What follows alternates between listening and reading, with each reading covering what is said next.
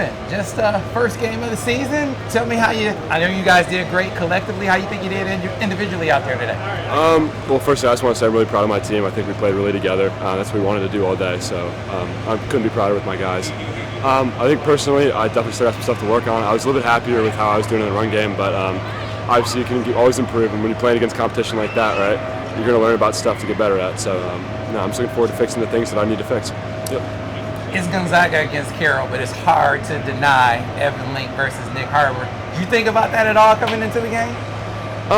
I try not to be honest. I just try to focus on my team and what we need to do to play as a whole. Obviously, when you're playing a little bit, you start to think about it, but it wasn't really on the forefront of my mind, I'd say. So as you got into the matchup, I mean, you felt like you did pretty well out there. How do you think you fared in that one-on-one battle?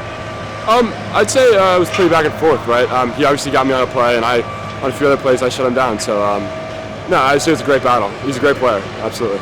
So week 1 to week 2 is always where you make the biggest improvement over the course of the season. Where do you think you need to improve the most from week 1 to week 2? Yeah, so I think it's still just working on my bull rush protection, right? That's not always been the strongest part of my game. I'm just kind of a bit of a longer guy, so I think working on that, getting a little bit better at that, getting better at sitting back, I'll be better off for week 2. So my first opportunity to speak with you since you committed to Michigan. Let's rewind the tape a bit and tell me what went into that, from the barbecue visit to the decision to go to Michigan. Yep. So, I mean, the visit we had out in, gosh, it would have been June now. No, it was July. Yeah. So the visit we had in July was great. I've been there previously, but the second time we went out there was a great time to see the place a little bit better. Get to see some of the more in-depth stuff I wanted to see. Right? Like a big thing we saw out there was kind of the academic resources and the support they offered, and that was huge for me, right? Because first time I went there, you can kind of see the basic stuff, but you can't really get in depth, right? And the second time we went out, we got a lot more in depth into the stuff that we wanted to talk about academically, and that kind of it made it seem more to me that I could do the things I wanted to do. I could pursue the degree I wanted to pursue, and there would be support there to help me along with that. So Coach Moore obviously is a huge part of that decision. Absolutely. Tell me about your connection with Coach Moore and what you think of him. Well, I couldn't speak better of him. I think he's a great coach, great person. I think knowing he's a former player definitely helps. You know that when you're going through it, right? He's been there too. He's going to coach you how he would have been. How he would have wanted to be coached back then. So it's always nice to know he has that extra perspective. You know he's going to care for you at the end of the day.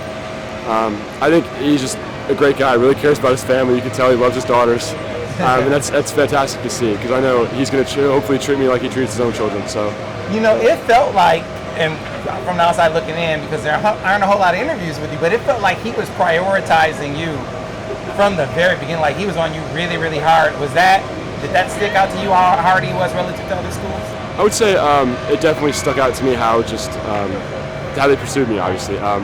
Always staying in there. They're always checking in on me, always giving me calls, always talking to me, always seeing how I was doing, and I couldn't appreciate that more. About Coach Harbaugh, how was he in the process? I would say he was great. Every single conversation I had with him was great. Both the visits he was great, and we had individual meetings with him. I love seeing his office. I love seeing the stuff he had on his walls. He has a big board, if you knew. Has a lot of great quotes on there, and it kind of showed me that, you know, at the end of the day, he has this on his wall, right? He's going to be looking at it every day, so I know that's his goal for his players, right? I know that's all the stuff on that board. That's what I want to be, right? So I know if he's centered on that, then I know he's going to do everything he can to make me a better person, a better player. All right, this is the last question, a little repetitive, but kind of in a nutshell. Pretend you're a coach or a scout in the stands. You're watching Evan Link on the field. Tell me what you see. Strengths. What does he do well? And then things he needs to improve on. What does he need to improve on? Yeah. So things to improve on. I would definitely say my strength. I just haven't really progressed the way I'd like to there yet, and obviously Michigan's going to be great for that. Coach Herb is fantastic. The things he's able to do to a lot of the players is amazing. So I'm really looking forward to that. I'd say other than strength, I guess my only real other weakness is I sometimes need to work on my hand placement a little bit. Sometimes you can get a little bit outside, but for the most part, it could just always be better, right? But your strengths, what you tell me that. Yep. So I'd say strengths. I would say I'm good in the run game. I'm good in power. I can move guys downfield. I can move them horizontally. I can climb the backers pretty well. I can handle myself at the second level. I would say I can perform out in space if I have to.